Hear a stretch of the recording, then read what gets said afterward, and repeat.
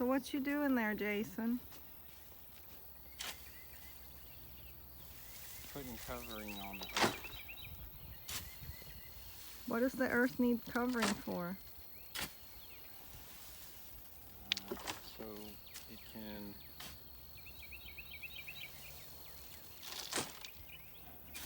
have the opportunity to create an ecosystem. This is basically a way to give the microorganisms what they need in order to sustain life. Food, moisture,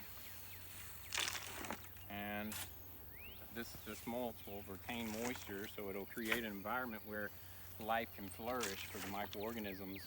We'll give them food, shelter, and moisture.